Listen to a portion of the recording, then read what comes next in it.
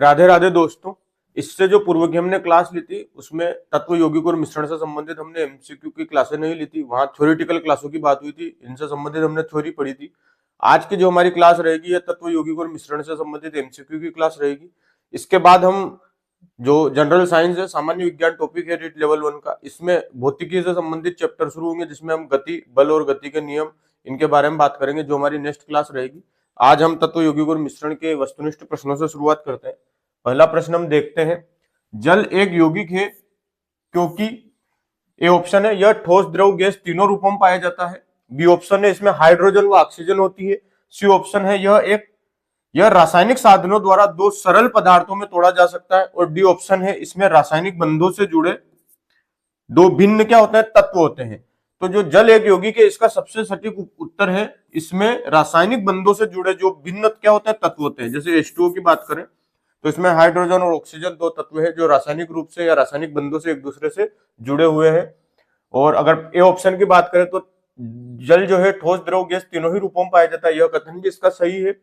इसमें हाइड्रोजन और ऑक्सीजन होती है, यह भी कथन सही है। और रासायनिक साधनों द्वारा दो सरल पदार्थों में तोड़ा जा सकता है, यह कथन भी सही है। लेकिन हम बात करें इसमें रासायनिक बंधों से जुड़े जो भिन्न तत्व होते हैं, जो यौगिक रहते हैं, इसमें क्या होता है, रासायनिक बंधों से जुड़े हुए क्या रहते हैं, दो भिन्न तत्व होते हैं। और वो किस अनुपात में होते हैं, एक निश्चित अनुपात में होते हैं। जैसे हाइड्रोजन और ऑक्सीजन की बात करें तो इसमें हाइड्रोजन 2 और ऑक्सीजन का 1 परमाणु, मतलब ये 2:1 में क्या हुआ, इनका संयोग हुआ है। इसलिए यह इसका सबसे सही उत्तर है डी, इसमें रासायनिक बंधों से जुड़े क्या होते हैं, दो भिन्न तत्व होते हैं। नेक्स्ट क्वेश्चन की हम बात करें, कौन सा पदार्थ प्रकृति में तीनों अवस्थाओं में पाया जाता है। वह कौन सा पदार्थ है जो प्रकृति में तीनों अवस्थाएं, तीनों अवस्थाओं से मतलब ठोस, द्रव और गैस, तीनों ही रूपों में ऐसा कौन सा पदार्थ है जो पाया जाता है।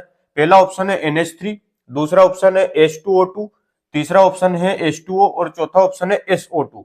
तो जो ऐसा प्रकृति में ऐसा पदार्थ जो तीनों ही अवस्थाओं में पाया जाता है, तो यहाँ पर सी ऑप्शन सही रहेगा, H2O। जो जल है वह तीनों ही अवस्थाओं में पाया जाता है, ठोस, द्रव और गैस में। नेक्स्ट क्वेश्चन की हम बात करें, निम्नलिखित में कौन एक यौगिक है। रेत, हीरा, पीतल और स्टील, इन तीनों में कौन सा एक यौगिक है। तो इसका आंसर जो रहेगा दोस्तों वो रहेगा ए, रेत क्या है, एक यौगिक है। हीरे की बात करें तो हीरा, पीतल और स्टील ये तत्वों में आ जाते हैं, और रेत जो रहेगा इसमें एक यौगिक रहेगा। नेक्स्ट हम बात करें, हीरा है, ए ऑप्शन है मिश्रण, बी यौगिक, सी तत्व और डी द्रव। तो हीरा एक तत्व है, ठीक है दोस्तों, हीरा क्या है, एक तत्व है, मिश्रण भी नहीं है, यौगिक भी नहीं है और द्रव भी नहीं है। नेक्स्ट हम बात करें, वायु है, तो वायु क्या है, ए ऑप्शन है तत्व, बी यौगिक, सी मिश्रण और डी द्रव। तो यहां पर हम देखें तो वायु जो है वह एक क्या है, मिश्रण है। क्या है दोस्तों, वायु की बात करें तो वायु एक मिश्रण होगा। क्यों, क्योंकि वायु में ऑक्सीजन भी है, नाइट्रोजन भी है, हाइड्रोजन भी है, विभिन्न प्रकार की गैसें हैं, वायु में छोटे छोटे बारीक धूल के कण भी रहते हैं। तो वायु एक तरह से क्या रहता है दोस्तों, मिश्रण रहता है। क्यों, क्योंकि इसमें अलग अलग तत्व क्या रहते हैं, मिले हुए रहते हैं, अलग अलग पदार्थ भी मिले हुए रहते हैं, इसमें धूल के कण भी मिले रहते हैं। तो वायु क्या रहेगी, एक मिश्रण रहेगी। नेक्स्ट हम बात करें, शुद्ध तत्व कौन सा है, इनमें से कौन सा ऐसा तत्व है जो शुद्ध है। ए ऑप्शन है बालू, बी ऑप्शन है सीमेंट, सी है कांच और डी है सोडियम। तो हम सोडियम की बात करें तो यहाँ पर सोडियम क्या है, शुद्ध तत्व है। बालू, सीमेंट और कांच ये तीनों ही ऑप्शन शुद्ध तत्वों की श्रेणी में नहीं आएंगे, ठीक है दोस्तों, क्योंकि इनमें कुछ ना कुछ दूसरे पदार्थ मिले रहते हैं। निम्नलिखित में रासायनिक यौगिक कौन सा है, ऐसा कौन सा है जो इन सब में क्या है, रासायनिक यौगिक है। तो उसको हम देखते हैं, ए ऑप्शन है आपके वायु, बी पारा, सी अमोनिया और डी ऑप्शन है ऑक्सीजन। तो इनमें रासायनिक यौगिक की बात हो रही, तो यहाँ पर अमोनिया NH3 यह क्या रहेगा, रासायनिक यौगिक रहेगा। क्यों, क्योंकि इसमें नाइट्रोजन हाइड्रोजन के मध्य क्या रहेंगे, रासायनिक बंध बने रहेंगे। तो यह क्या रासायनिक यौगिक है। वायु मिश्रण है, पारा तत्व है, ऑक्सीजन भी तत्व है। तो अमोनिया क्या है, NH3, यह क्या है, रासायनिक यौगिक है। तो यहाँ पर जो सी ऑप्शन है ये आपका क्या हो जाएगा, सही आंसर हो जाएगा। नेक्स्ट क्वेश्चन की हम बात करें दोस्तों, तो अगला प्रश्न है, निम्नलिखित में कौन न तो तत्व है और न ही यौगिक। ऐसा कौन सा है इनमें जो तत्व भी नहीं है और यौगिक भी नहीं है। तो पहला ऑप्शन है जल, दूसरा ऑप्शन है वायु, तीसरा है नमक और चौथा ऑप्शन है पारा। अभी हमने देखा था जो वायु है ये अलग अलग गैसों और धूल के कणों भी इनमें मिले हुए रहते, तो ये क्या है, एक तरह से क्या मिक्सचर है, ये क्या है, मिश्रण है। तो वायु क्या रहता है, मिश्रण रहता है, तो ये न तो तत्व है और न ही क्या है, यौगिक है। ठीक है दोस्तों, तो इसका आंसर जो होगा वो होगा बी ऑप्शन आंसर हो जाएगा। नेक्स्ट क्वेश्चन की हम बात करें, एक प्रकार के परमाणु निम्न में से किसमें मिलते हैं? एक ही प्रकार के परमाणु निम्न में से किसमें मिलेंगे? ए ऑप्शन है खनिज मिश्रण में, बी ऑप्शन है खनिज यौगिक में, सी ऑप्शन है प्राकृत तत्व में, और डी है उपरोक्त सभी। तो एक ही प्रकार के परमाणुओं से मिलकर किसका निर्माण होता है दोस्तों? तत्वों का निर्माण होता है। तो जो प्राकृत तत्व है वो एक ही प्रकार के परमाणुओं से मिलकर बने रहते हैं। तो यहाँ पर जो हमारा सी ऑप्शन है ये उत्तर हो जाएगा। नेक्स्ट क्वेश्चन हम देखते हैं, दो या दो से अधिक शुद्ध पदार्थ को किसी भी अनुपात में मिला देने से बनता है। दो या दो से अधिक शुद्ध पदार्थ को किसी भी अनुपात में मिलाने से क्या बनता है? ए ऑप्शन है गैस, बी ऑप्शन है तत्व, सी ऑप्शन है यौगिक, और डी ऑप्शन है मिश्रण। तो दो या दो से अधिक शुद्ध पदार्थों को हम किसी भी अनुपात में मिलाएंगे तो वहां पर जो निर्माण होगा वो किसका होगा? मिश्रण का होगा। एक निश्चित अनुपात में मिलाने पर यौगिक बनता है और किसी भी अनुपात में मिलाने पर क्या बनेगा? मिश्रण बनेगा। मतलब अनिश्चित अनुपात में मिलाने पर क्या बनेगा दोस्तों? मिश्रण बनेगा। नेक्स्ट क्वेश्चन की हम बात करें, निम्नलिखित में कौन सा तत्व उपधातु है? यहाँ पर कुछ धातुएं दे रखी है, धातु उपधातुएं दे रखी है। अब इनमें से कौन सा उपधातु है ये आपको चूज करना है, या आपको पता करना है। ए ऑप्शन है तांबा, बी ऑप्शन है फास्फोरस, सी है सिलिकॉन, और डी ऑप्शन है टीन। तो जो ये यहाँ पर चार ऑप्शन दिए गए हैं इनमें उपधातु की बात करें तो यहाँ पर सिलिकॉन क्या रहेगा दोस्तों? उपधातु रहेगा। सिलिकॉन जो रहेगा वो उपधातु रहेगा। मैं यहाँ पर कुछ उपधातुएं लिख रहा हूं, आप इनको याद रखें। ये उपधातु कौन कौन सी है? Boron, silicon, germanium, arsenic, antimony, इधर लिख देता हूं टी टेल्यूरियम, और एटी एस्टेटिन, पियोपोलियम। ये सभी क्या है? उपधातुओं के उदाहरण है। यहाँ पे लिख देते इसको, ये बोरोन है, आप याद रखें, नाम भी आ सकता है और सीधा इनका सिंबल भी आ सकता है। ये है सिलिकॉन, बोरोन, सिलिकॉन, ये उपधातुओं के उदाहरण है। उसके बाद आया जर्मेनियम, ये आप याद रखें इनको नाम, ये सारे उपधातुओं के उदाहरण है। आर्सेनिक, एंटीमनी, ये भी किसमें आता है? उपधातु में आता है, एसबी मतलब एंटीमनी। उसके बाद होगा टी टेल्यूरियम,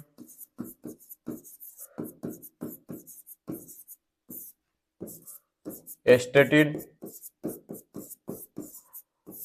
और पोलियम। ये सभी दोस्तों उपधातु है। इनको आप एक बार पढ़े और नजरों में रखें। क्यों? क्योंकि कभी चार ऑप्शन में इनमें से संबंधित नाम आएगा, आपसे तत्व पूछा गया और वहां पे मान लो जी लिखा हुआ है, तो कम से कम आपको ये तो पता रहेगा कि ये ऑप्शन तो उपधातु का है, तो आपको इस ऑप्शन को तो टिक नहीं करना है। इसलिए इन उपधातुओं के नाम याद रखें। ये इसीलिए मैंने आपको यहाँ पर लिखा है ताकि आपको इन उपधातुओं के नाम याद रहेंगे। तो कभी चार ऑप्शन में अगर उपधातु दी हुई है तो आपको ये तो पता चल जाए कि ये जो तत्व है या ये जो टॉपिक है इसमें जो प्रश्न पूछा गया है उसमें इन ऑप्शनों में जो चार ऑप्शन में से इनमें से अगर कोई चीज रहेगी तो आपको पता चल जाएगी ये उपधातु है। अगर वहां पर डायरेक्ट उपधातु से संबंधित प्रश्न आता है तो आप सीधा टिक करिए। तत्व या और कोई चीज पूछी जाती है तो आपको पता चल जाएगा कि ये उपधातु है, तो इस ऑप्शन को हमें टिक नहीं करना है। अब तत्व में धातु, अधातु और उपधातु तीनों ही चीजें आती है, लेकिन अगर वहां पर पूछ लिया निम्न में से धातु है और धातु के उसमें इनमें से कोई चीज दे रखी है तो आपको पता चल जाएगी कि वो क्या है? उपधातु है। तो आप वहां पर उस प्रश्न को आसानी से हल कर पाएंगे। अब निम्न लिखित में से किस अधातु में धातु ही चमक पाई जाती है? इनमें से कौन सी ऐसी अधातु है जिसमें धातु ही चमक पाई जाती है? ए ऑप्शन है ग्रेफाइट, बी ऑप्शन है आयोडीन, सी ऑप्शन है उपयुक्त दोनों, और डी ऑप्शन है इनमें से कोई नहीं। तो ग्रेफाइट और आयोडीन दोनों ही क्या रहती है? इन दोनों में ही धात्विक चमक पाई जाती है, और ये दोनों क्या है? अधातु है और इनमें धातु ही चमक पाई जाती है। इंपोर्टेंट क्वेश्चन है, याद रखना। ग्रेफाइट और आयोडीन दोनों में ही क्या पाई जाती है? धातु ही चमक पाई जाती है। ऐसे तत्व जिनमें धातु और अधातु दोनों के गुण पाए जाते हैं, वे तत्व जिनमें धातु और अधातु दोनों के गुण पाए जाते हैं उनको क्या कहते हैं? ए ऑप्शन है मिश्र धातु, बी ऑप्शन है उपधातु, सी ऑप्शन है आदर्श धातु, और डी ऑप्शन है धातुमल। तो जो वे तत्व जिनमें धातु और अधातु दोनों के गुण पाए जाते हैं उनको उपधातु कहते हैं। क्या कहते हैं दोस्तों? उपधातु। उपधातुओं के एग्जाम्पल मैंने अभी आपको बताया। तो वे सभी जो उपधातुएं हैं उनमें धातु और अधातु दोनों के ही क्या पाए जाते हैं? गुण पाए जाते हैं। नेक्स्ट क्वेश्चन हम देखें, दो या दो से अधिक तत्वों को एक निश्चित अनुपात में संयोग करने से बना पदार्थ कहलाता है। जब हम दो या दो से अधिक तत्वों को एक निश्चित अनुपात में संयोग करेंगे तो उससे जो बना पदार्थ रहेगा वह क्या कहलाएगा? ए ऑप्शन है तत्व, बी ऑप्शन है यौगिक, सी है मिश्रण और डी ऑप्शन है ठोस। तो जो दो या दो से अधिक तत्व जब एक निश्चित अनुपात में मिलेंगे तो यौगिक का क्या होगा दोस्तों? निर्माण होगा। तो इसका आंसर बी रहेगा, यौगिक। मिश्रण में क्या रहता है? दो या दो से अधिक तत्व या पदार्थ क्या करते हैं? अनिश्चित अनुपात में मिलते हैं, तो उसे हम मिश्रण कहते हैं। नेक्स्ट क्वेश्चन की हम बात करें, विश्व का प्रत्येक पदार्थ एक अत्यंत सूक्ष्म कणों से मिलकर बना होता है। यह सर्वप्रथम किसने कहा?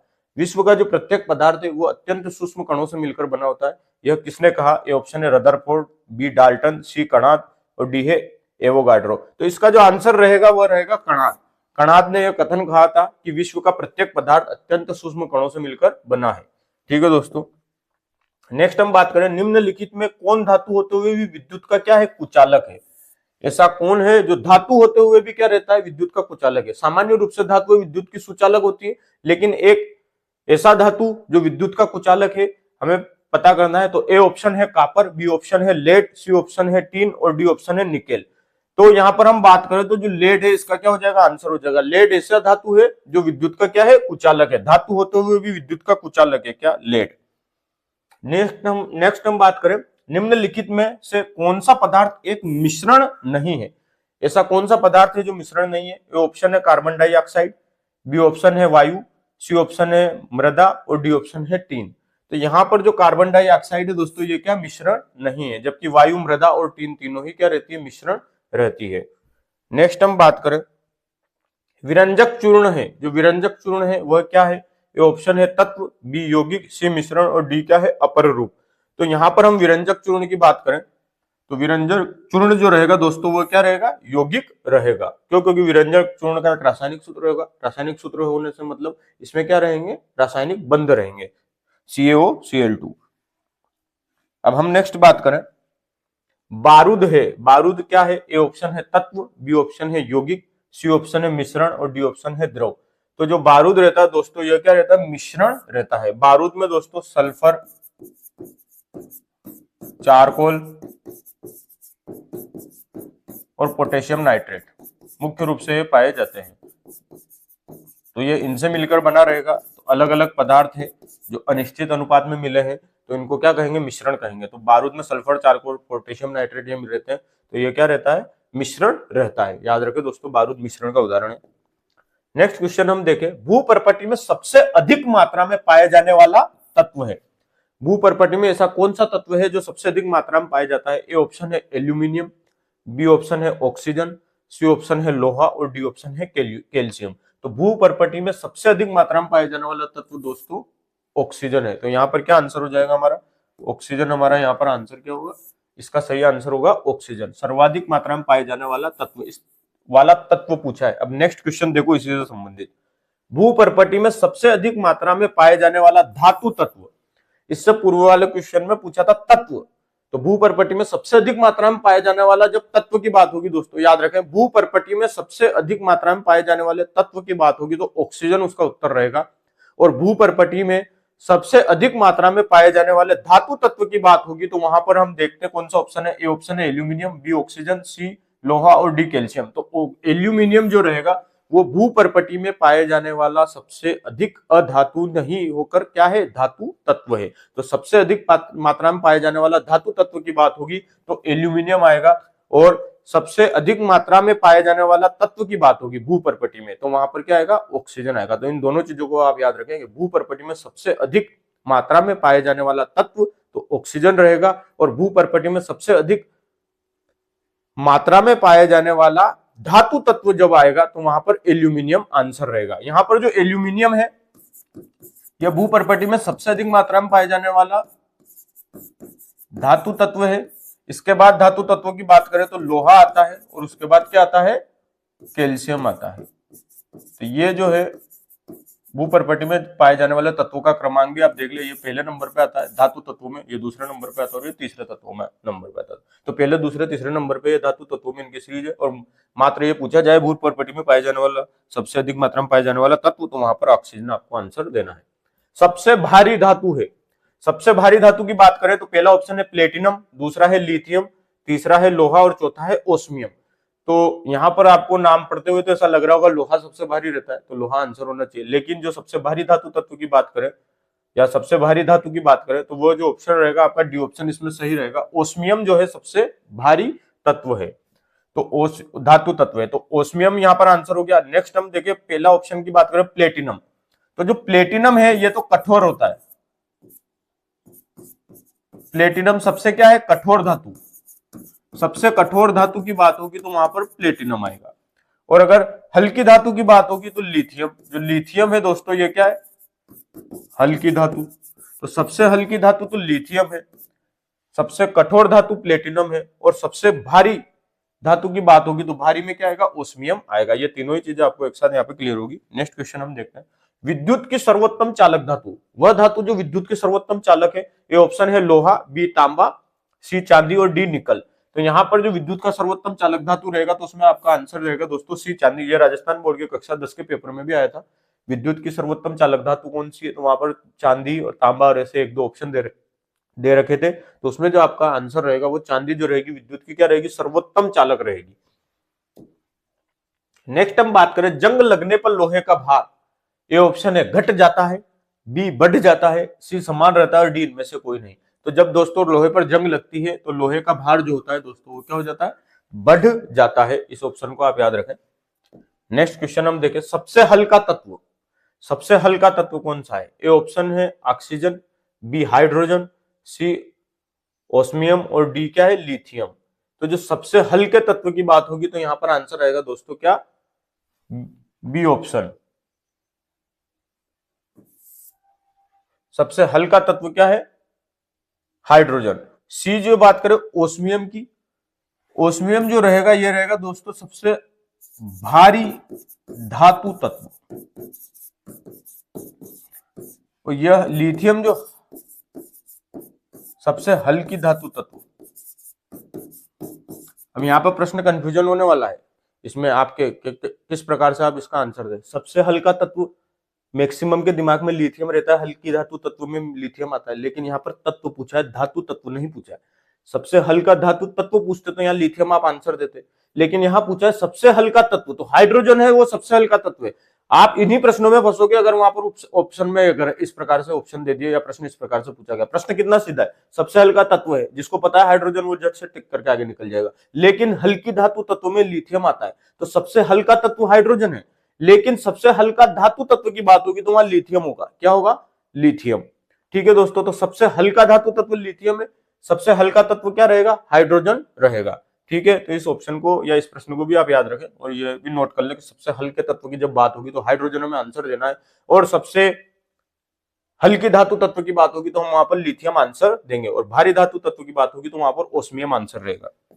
नेक्स्ट हम देखें सबसे अधिक आघात वर्धनीय तत्व, एक ऐसा तत्व जो सबसे अधिक आघात वर्धनीय है, मतलब हम उसको सबसे अधिक अगर हम उसको ठोके या उसको पीटे तो वह तन्यता का गुण उसमें सर्वाधिक पाया जाता है। तो ए ऑप्शन है चांदी, बी सोना, सी लोहा और डी तांबा। तो इनमें जो है सबसे अधिक आघात वर्धनीय तत्व है वो सोना है। 1 ग्राम सोने से 2 किलोमीटर लंबा तार बनाया जा सकता है। ये भी मैंने आपको नोट डाल के लिखवाया था कि 1 ग्राम सोने से 2 किलोमीटर लंबा तार बनाया जा सकता है। तो सबसे अधिक आघात वर्धनीय तत्व की बात होगी तो वो क्या रहेगा दोस्तों सोना रहेगा। नेक्स्ट हम बात करें विद्युत का सुचालक अधातु तत्व, एक ऐसा अधातु तत्व जो अधातु होते हुए भी क्या है विद्युत का सुचालक है। तो ए ऑप्शन है हीरा, या बी ऑप्शन है ग्रेफाइट, सी ऑप्शन है चांदी और डी ऑप्शन है लोहा। तो इनमें जो अधातु तत्व जो विद्युत का सुचालक है वो है ग्रेफाइट। तो यहां पर हमारा बी ऑप्शन ग्रेफाइट क्या हो जाएगा दोस्तों उत्तर हो जाएगा। नेक्स्ट क्वेश्चन हम देखें द्रव धातु तत्व है, इनमें से कौन सा ऐसा तत्व है जो द्रव धातु होते हुए भी क्या है द्रव है। ए ऑप्शन है ब्रोमीन, बी ऑप्शन है पारा, सी सोडियम और डी ऑप्शन है पोटेशियम। तो इनमें द्रव धातु तत्व की बात हो रही है तो द्रव धातु तत्व में दोस्तों पारा आता है। पारा क्या है द्रव धातु तत्व क्या रहेगा पारा रहेगा। जो ब्रोमीन है पहला ऑप्शन यह क्या है द्रव अधातु तत्व है, यह चीज भी याद रखें द्रव अधातु तत्व। ब्रोमीन द्रव अधातु तत्व है, क्या है द्रव अधातु तत्व क्या रहेगा ब्रोमीन रहेगा द्रव अधातु तत्व। और पारा जो रहेगा यह क्या है द्रव धातु तत्व। इन दोनों चीजों को याद रखें, प्रश्न यही कंफ्यूजन में देगा। ए ऑप्शन उसने इसीलिए ब्रोमीन दिया, लोगों को याद रहेगा ब्रोमीन भी क्या है द्रव रहता है, लेकिन ब्रोमीन द्रव है पर क्या है अधातु है। और प्रश्न में पूछा क्या है, द्रव धातु तत्व, तो द्रव धातु तत्व की बात होगी तो वहां पर आंसर क्या रहेगा दोस्तों, पारा रहेगा। लेकिन द्रव अधातु तत्व की बात होगी तो वहां पर आंसर क्या रहेगा, ब्रोमीन रहेगा। और ये जो दो ऑप्शन और है, सोडियम और पोटेशियम, ये नरम धातुएं हैं। क्या है, नरम धातुएं जो चाकू से क्या करी जा सकती है, काटी जा सकती है, चाकू से काटी जा सकती है। ये क्या है, नरम धातु है जो चाकू से क्या कर सकते हैं, इनको काट सकते हैं।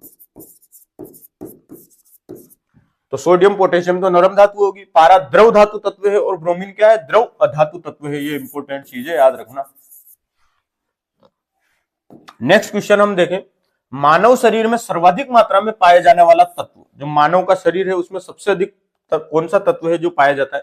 ये ऑप्शन है कार्बन डाइऑक्साइड, बी ऑप्शन है लोहा, सी है ऑक्सीजन और डी है नाइट्रोजन। तो मानव शरीर में सर्वाधिक मात्रा में ऑक्सीजन पाई जाती है दोस्तों, तो यहां पर सी ऑप्शन हमारा क्या रहेगा, उत्तर हो जाएगा। नेक्स्ट क्वेश्चन हम देखें, सबसे अधिक क्रियाशील धातु तत्व, ऐसा धातु तत्व जो सबसे अधिक क्या है, क्रियाशील है। पहला ऑप्शन है फ्लोरीन, दूसरा है सीजियम, तीसरा है ओस्मियम और चौथा है गैलियम।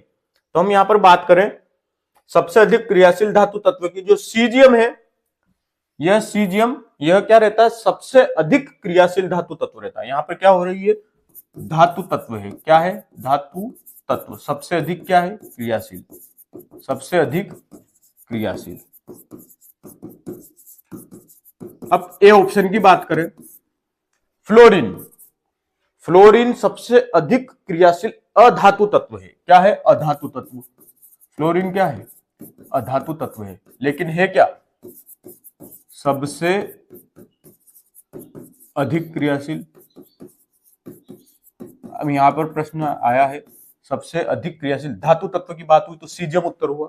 अगर यही प्रश्न ऐसा रहता सबसे अधिक क्रियाशील अधातु तत्व है, तो इन्हीं चार ऑप्शन में फ्लोरीन आपका क्या हो जाता, उत्तर हो जाता। तो याद रखें, अधातु तत्व की बात होगी तो सबसे अधिक क्रियाशील फ्लोरीन रहेगा, धातु तत्व की बात होगी तो सबसे अधिक क्रियाशील क्या रहेगा, सीजियम रहेगा। नेक्स्ट हम देखें, सी ऑप्शन है ओस्मियम। ओस्मियम को तो हमने देखा है क्या है, भारी धातु तत्व है। और गैलियम की बात करें तो गैलियम और सीजियम ये दोनों ही, बी और सी, ये दोनों ही ऑप्शन क्या रहेंगे, गैलियम और सीजियम, इनका क्या रहता है, दोनों का गलनांक क्या होता है, बहुत कम होता है। गैलियम और सीजियम की दोनों की ही बात करें, यहां पर गैलियम और सीजियम, इन दोनों की बात कर लेते हैं। इन दोनों का गलनांक क्या रहता है, कम रहता है। गलनांक क्या रहता है, बहुत कम।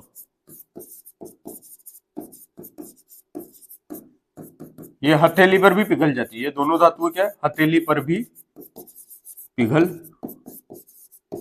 जाती है। तो गैलियम और सीजियम, गैलियम और सीजियम दो ऐसी धातुएं हैं जो मानव हथेली पर रखने पर भी क्या हो जाती है, हमारे हथेली पर रखते ही ये उसमें भी क्या हो जाती है, पिघल जाती है, क्योंकि इनका गलनांक क्या रहता है, बहुत कम रहता है। बात करें हम फ्लोरीन की, तो अधातु तत्वों में सबसे अधिक क्रियाशील जो धातु है वह क्या है, फ्लोरीन रहेगी। अधातु तत्वों में सबसे अधिक क्रियाशील की बात करेंगे तो वो फ्लोरीन रहेगी, और जो सीजियम की बात करेंगे तो धातु तत्वों में सबसे अधिक क्रियाशील क्या रहेगी, सीजियम रहेगी। तो अधातु की बात होगी, अधातुओं में सबसे अधिक क्रियाशील तो फ्लोरीन, धातुओं में सबसे अधिक क्रियाशील तो सीजियम। तो ये चीज आप याद रखें। इसके बाद हम नेक्स्ट क्वेश्चन की बात करते हैं। अगला जो क्वेश्चन रहेगा हमारा वह भी इसी से संबंधित है। नेक्स्ट क्वेश्चन की हम बात करें दोस्तों, तो यहाँ पर आपके सामने ऑप्शन दे रखे हैं पहले क्वेश्चन के, समांगी मिश्रण का उदाहरण नहीं है, निम्न में से कौन सा ऐसा है, ऑप्शन है जो समांगी मिश्रण का उदाहरण नहीं है। ए ऑप्शन है हवा, बी ऑप्शन है नमक तथा जल का मिश्रण, सी ऑप्शन है जल तथा मिट्टी का मिश्रण, और डी ऑप्शन है जल तथा एल्कोहल का मिश्रण। तो यहाँ पर जो हमारा आंसर रहेगा दोस्तों वो रहेगा सी ऑप्शन, जो है जल तथा मिट्टी का जो मिश्रण है यह समांगी नहीं है, ये क्या है, विषमांगी मिश्रण है। कौन सा मिश्रण है, विषमांगी मिश्रण। बाकी तीनों ही ऑप्शन, हवा, नमक तथा जल का मिश्रण और जल तथा एल्कोहल का मिश्रण, ये तीनों ही क्या है, समांगी मिश्रण है। नेक्स्ट क्वेश्चन की हम बात करें, विषमांगी मिश्रण है तो निम्न में से कौन सा विषमांगी मिश्रण है। ए ऑप्शन है वायु व धूल के कण, बी ऑप्शन है बालू व नमक, और सी ऑप्शन है लोहा व गंधक। तो ये जो तीनों ही ऑप्शन है, ये चौथा ऑप्शन जो दे रखा है इनसे संबंधित उपर्युक्त सभी, मतलब तीनों ही ऑप्शन को इस चौथे ऑप्शन में शामिल कर लिया गया है एक तरह से। तो विषमांगी मिश्रण का जो उदाहरण रहेगा वो रहेगा दोस्तों डी ऑप्शन, उपर्युक्त सभी।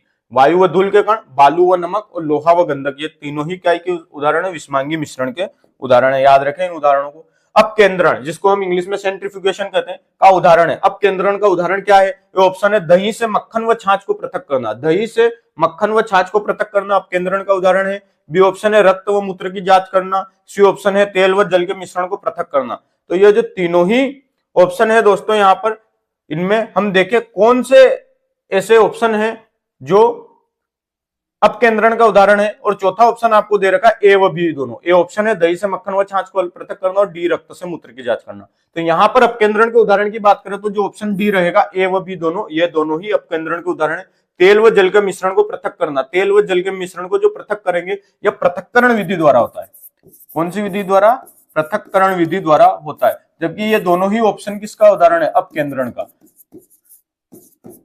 जब दही को हम किसी मशीन या हाथों के द्वारा उसको ऐसे फेंटते हैं या उसको राउंड घुमाते हैं तो उसमें धीरे धीरे थोड़े समय के साथ क्या होता है, मक्खन ऊपर आ जाता है और छाछ नीचे जम जाती है। तो मक्खन जो रहता है वह हल्का होने के कारण ऊपर आता है और जो छाछ है वो भारी होने के कारण क्या हो जाती है, नीचे चली जाती है। यह अपकेंद्रण की वजह से होता है। रक्त मूत्र की जांच में भी आपने देखा होगा, जो रक्त का सैंपल लेके उसको एक गोल डिब्बी में रखकर और एक ऐसी मशीन के ऊपर रखा जाता है जो रेगुलर रोटेट उसको करती रहती है, तो वहां पर भी अपकेंद्रण किया जाता है और उसकी क्या की जाती है, जांच की जाती है। लेकिन तेल व जल का जो मिश्रण है इसको पृथक करने के लिए पृथक्करण विधि का प्रयोग किया जाता है। तो ए और बी जो दोनों ऑप्शन है ये दोनों ही अपकेंद्रण विधि के सेंट्रीफ्यूगेशन के क्या है, उदाहरण है।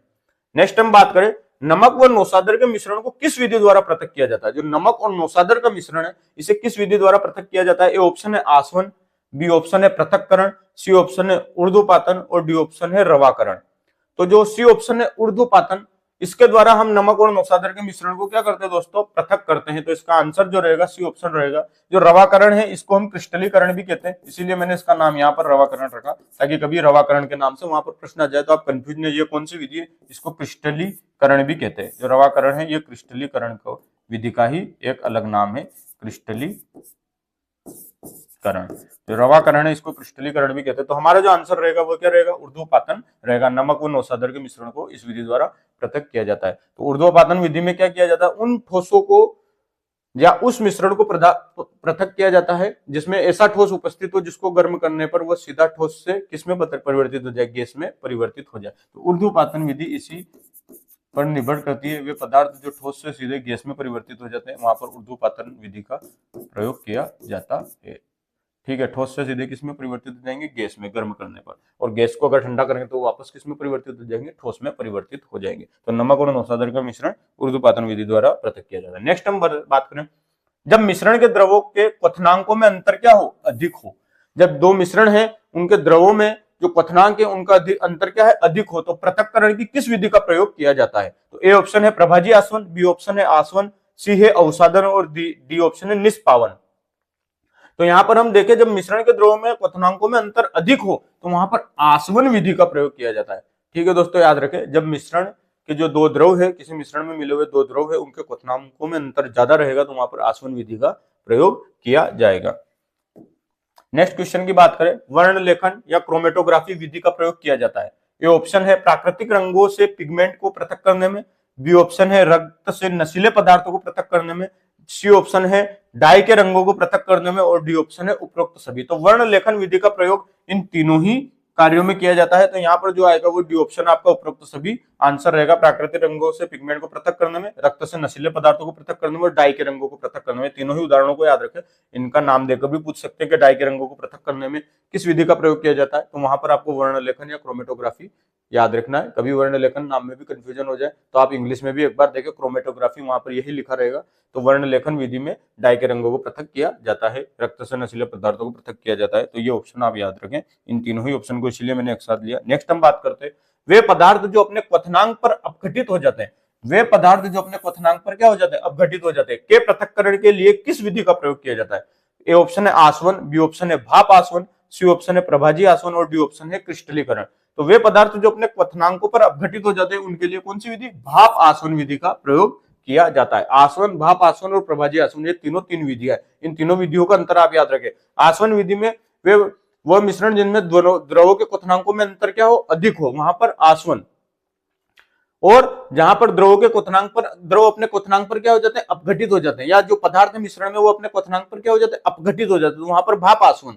और जहां पर द्रवों के क्वथनांकों के मध्य अंतर जो है बहुत कम हो, लगभग 25 केल्विन के लगभग, तो वहां पर भाप आसवन विधि का प्रयोग किया जाता है। जब क्वथनांकों में अंतर कम हो तो प्रभाजी आसवन, सॉरी, जहां पर जो क्वथनांकों में अंतर बहुत कम 25 केल्विन के लगभग रहेगा वहां पर प्रभाजी आसवन, जहां पर क्वथनांकों में अंतर अधिक है वहां पर आसवन, और जहां पर क्वथनांकों पर जो पदार्थ है वो अपघटित हो जाते हैं वहां पर क्या हो जाता है, भाप आसवन। तो मैं यहाँ लिख देता हूं क्वथनांकों में अंतर अधिक, आप यहां से याद रखना इसको, क्वथनांकों में अंतर अधिक। यहां पर तो क्या होता है, क्वथनांक पर अपघटित, और यहां पर क्या होता है, क्वथनांकों में अंतर बहुत कम। तो पदार्थ या द्रव रहते हैं उनके क्वथनांकों में अंतर क्या रहेगा, बहुत कम, लगभग कितना, 25 केल्विन। तो ये चीज आप याद रखें, लगभग 25 केल्विन के इतना अंतर रहेगा। यहाँ पर क्वथनांकों में अंतर बहुत कम रहेगा तो प्रभाजी आसवन, क्वथनांकों पर अपघटित हो जाता है भाप आसवन, और क्वथनांकों में अंतर हो तो आसवन विधि। और क्रिस्टलीकरण, वे पदार्थ जो क्रिस्टल के रूप में पाए जाते हैं या क्रिस्टलीय अपर रूप कार्बन के, किसी विलयन से वाष्पीकरण और संघनन विधि द्वारा शुद्ध द्रव को प्राप्त करने की प्रक्रिया को क्या कहते हैं। कोई विलयन है, उससे वाष्पीकरण और संघनन द्वारा विधि द्वारा किसी शुद्ध द्रव को प्राप्त करने की प्रक्रिया को क्या कहते हैं। ऑप्शन है प्रभाजी आसवन, बी भाप आसवन, सी आसवन, और डी क्रिस्टलीकरण। तो किसी विलयन से वाष्पीकरण और संघनन विधि द्वारा शुद्ध द्रव प्राप्त करने की प्रक्रिया को आसवन कहते हैं। ठीक है दोस्तों, तो यहाँ पर क्या आंसर रहेगा, सी ऑप्शन आसवन। चौथा, अगला प्रश्न हम देखें, वायु से विभिन्न गैसों का पृथक्करण किस विधि द्वारा किया जाता है। जो वायु रहेगी उससे विभिन्न गैसों का पृथक्करण किस विधि द्वारा किया जाएगा। ए ऑप्शन है वाष्पीकरण, बी आसवन, सी ऊर्ध्वपातन, और डी ऑप्शन है प्रभाजी आसवन। तो जो वायु है उससे विभिन्न गैसों का पृथक्करण दोस्तों प्रभाजी आसवन विधि द्वारा किया जाता है। नेक्स्ट क्वेश्चन हम देखें, पवनों अथवा वायु के झोंकों द्वारा मिश्रण से भारी तथा हल्के अवयवों को पृथक करने की विधि क्या है। जो पवन और वायु के झोंके, जैसे पंखा लगा के हम गेहूं को एक प्रकार से किसी पात्र में लेके ऐसे डालेंगे तो उसमें मिली हुई भूसा या जो पत्तियां रहेगी वो क्या होगी, आगे हवा के साथ उड़ जाएगी, और जो गेहूं के कण वो भारी होने के साथ यहाँ पर इकट्ठे हो जाएंगे। तो इस प्रकार से उससे क्या होगा, पवनों या वायु के झोंकों द्वारा मिश्रण से क्या होंगे, भारी या हल्के तत्व अलग अलग हो जाएंगे। गेहूं भारी है वो यहाँ रह जाएगा, जो भूसा चारा आदि या जो पौधों के पत्ते थे वो सब क्या हो जाएंगे, आगे हवा के साथ उड़ के अलग हो जाएंगे। तो इस प्रकार से जो पवनों या वायु के झोंके के द्वारा भारी और हल्के तत्वों को पृथक करने की विधि को क्या कहते हैं। तो वहां पर ऑप्शन है थ्रेसिंग, बी ऑप्शन है निष्पावन, सी है अपकेंद्रण, और सी है निस्तारण। तो जो निष्पावन है इसको इंग्लिश में विनोविंग भी बोलते हैं। तो इस विधि का प्रयोग किसमें किया जाता है, पवनों अथवा वायु के झोंके द्वारा मिश्रण को, ठोस और भारी हल्के तत्वों को पृथक करने में, भारी और हल्के तत्वों को। नेक्स्ट क्वेश्चन हम देखें, खनिज तेल या कच्चे तेल में से शुद्ध डीजल, पेट्रोल और मिट्टी के तेल को पृथक करने की विधि क्या है। जो खनिज तेल या जो कच्चा तेल हमें प्राप्त होता है उसमें से शुद्ध डीजल, पेट्रोल और मिश्रण को पेट्रोल और मिट्टी के तेल को पृथक करने की विधि कौन सी है। तो ए ऑप्शन है आसवन, बी ऑप्शन है आंशिक आसवन, सी ऑप्शन है भाप आसवन, और डी ऑप्शन है ऊर्ध्वपातन। तो यहाँ पर जो खनिज तेल या कच्चे तेल से, मिट्टी के तेल से, इनसे शुद्ध डीजल, पेट्रोल और मिट्टी का तेल प्राप्त करने के लिए हमें आंशिक आसवन विधि का प्रयोग करते हैं दोस्तों। अब याद रखो, आंशिक आसवन विधि को ही प्रभाजी आसवन विधि भी कहते हैं, इसीलिए मैंने इस नाम को यहाँ पर आंशिक आसवन के नाम से, क्योंकि आंशिक आसवन का नाम अगर आप कभी आपने सुना नहीं और आप डायरेक्ट ऑप्शन में देखो तो आप सोचोगे कौन सी विधि है। तो ये आंशिक आसवन विधि ही प्रभाजी आसवन विधि है। तो प्रभाजी आसवन विधि द्वारा ही खनिज तेल या कच्चे तेलों से शुद्ध डीजल, पेट्रोल और मिट्टी का तेल आदि को क्या किया जाता है, पृथक किया जाता है। तो आंशिक आसवन विधि या इसको प्रभाजी आसवन विधि भी कहते हैं, याद रखें, यही इसका आंसर है। नेक्स्ट क्वेश्चन हम देखें, मिश्रण से कपूर, नेफ्थलीन, अमोनियम क्लोराइड, एंथ्रोसिन आदि को पृथक करने की विधि क्या है। किसी मिश्रण में ये चारों ही चीजें, कपूर, नेफ्थलीन, एंथ्रोसिन और अमोनियम क्लोराइड मिले हुए हैं, तो इनको पृथक करने के लिए हम किस विधि का प्रयोग करेंगे। तो ए ऑप्शन है अवसादन, बी ऑप्शन है वाष्पीकरण, सी है ऊर्ध्वपातन, और डी ऑप्शन है दोस्तों अपकेंद्रण। तो यहाँ पर इस प्रकार के पदार्थों को पृथक करने के लिए ऊर्ध्वपातन विधि का प्रयोग किया जाता है। क्यों, क्योंकि इन पदार्थों को हम गर्म करेंगे तो ठोस से सीधे ही किसमें, वास्तव में परिवर्तित हो जाते हैं। तो कपूर, नेफ्थलीन, अमोनियम क्लोराइड और एंथ्रासिन को पृथक करने की विधि ऊर्ध्वपातन है।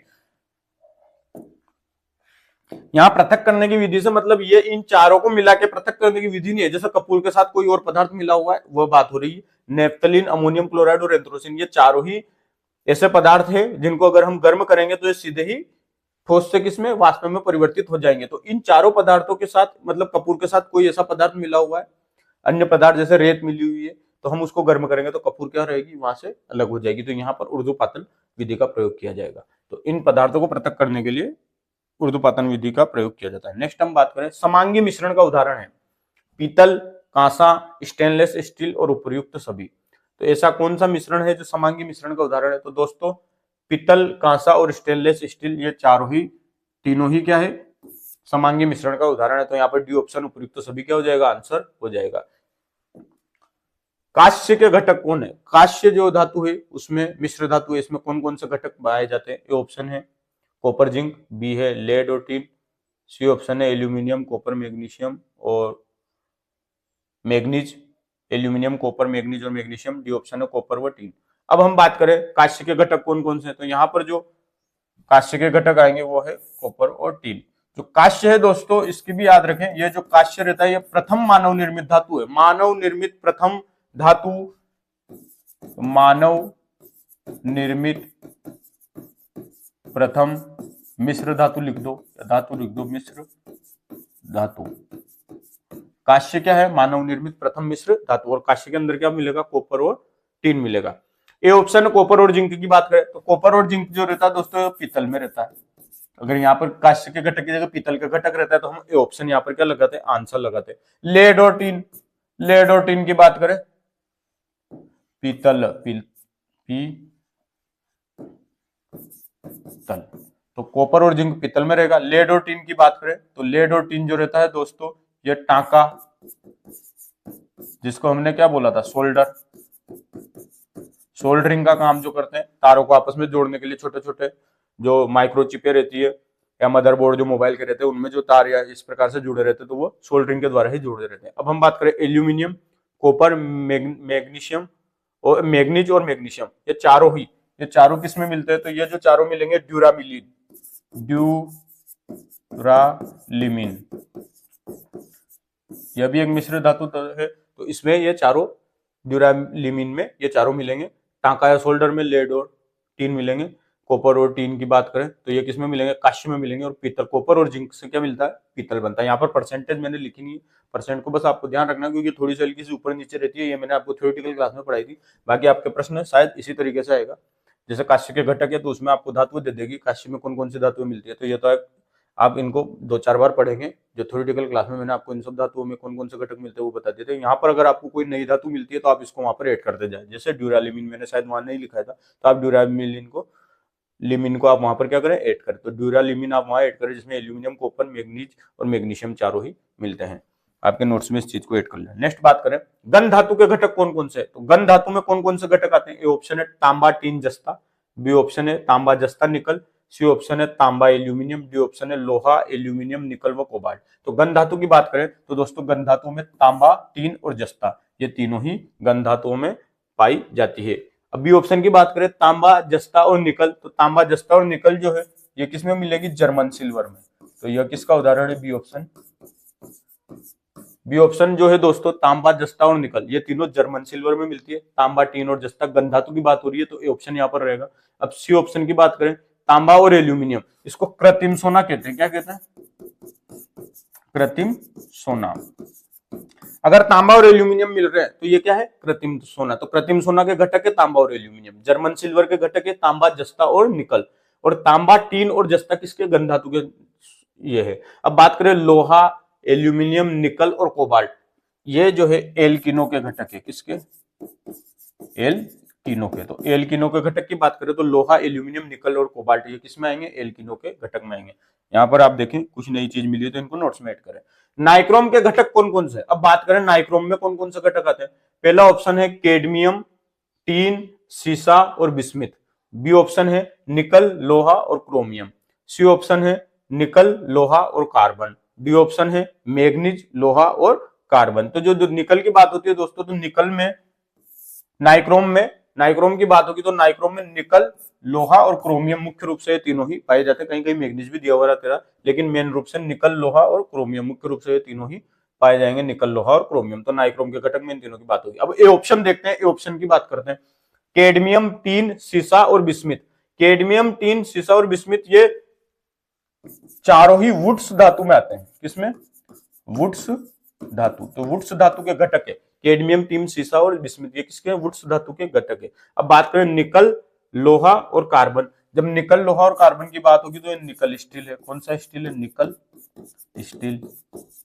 और जब मैग्नीज, लोहा और कार्बन की बात होगी तो ये क्या है? मैग्नीज स्टील है। मतलब स्टील में बात होगी तब तो लोहा और कार्बन तो आएगा ही आएगा। अब देखो इन दोनों को देखो, लोहा और कार्बन, स्टील की जब बात होगी तो उसमें लोहा और कार्बन तो हो गई होगा, स्टील में लोहा और कार्बन तो हो गई होगा, लेकिन अगर निकल है तो निकल स्टील हो गया, और मैग्नीज और जोड़ दिया तो ये मैग्नीज स्टील हो गया। लोहा कार्बन के साथ मैग्नीज जोड़ा तो मैग्नीज स्टील, लोहा और कार्बन के साथ निकल जोड़ा तो निकल स्टील। और लोहा, निकल, क्रोमियम का नाइक्रोम का उदाहरण है। कैडमियम, टिन, सीसा और बिस्मिथ ये वुड्स धातु के अंतर्गत आते हैं। ठीक है दोस्तों, ब्रह्मांड में सर्वाधिक पाया जाने वाला तत्व है। ए ऑप्शन है nitrogen, B oxygen, C hydrogen और डी ऑप्शन है कार्बन डाइऑक्साइड। तो ब्रह्मांड में सबसे ज्यादा दोस्तों हाइड्रोजन पाई जाती है। तो जो सी ऑप्शन हाइड्रोजन है, ये क्या हो जाएगा? आपका उत्तर हो जाएगा। नेक्स्ट क्वेश्चन हम देखें, कृत्रिम श्वसन में किसका प्रयोग किया जाता है? A option nitrogen, B oxygen व कार्बन डाइऑक्साइड, सी ऑक्सीजन व हीलियम, डी है ऑक्सीजन व हाइड्रोजन। तो यहां पर जो है सी ऑप्शन ऑक्सीजन व हीलियम, इसका प्रयोग कृत्रिम श्वसन में किया जाता है। इसे हेलोक्स भी कहते हैं। ऑक्सीजन और हीलियम दोनों जब मिलते हैं तो इसको हेलोक्स भी कहते हैं। और इससे पहले वाला प्रश्न जो आपने देखा था, ब्रह्मांड में सर्वाधिक मात्रा में पाए जाने वाले तत्व, तो वहां हाइड्रोजन की बात हुई थी। पृथ्वी पर या वायुमंडल में सबसे बात करेंगे तो वहां नाइट्रोजन की बात होगी। ठीक है दोस्तों, तो यहाँ पर ब्रह्मांड की बात हो रही है तो वहां पर सबसे ज्यादा मात्रा में पाए जाने वाला तत्व क्या रहेगा? हाइड्रोजन रहेगा। ये दोस्तों तत्व, यौगिक और मिश्रण से संबंधित एमसीक्यू की क्लास थी, ये आज पूर्ण हो चुकी है। इसके बाद नेक्स्ट हम जो भौतिकी से संबंधित गति, बल व गति के नियम के संबंधित बात करेंगे, जो हमारी नेक्स्ट क्लास रहेगी। दोस्तों क्लास अच्छी लगी हो तो लाइक, शेयर एवं सब्सक्राइब करें। धन्यवाद।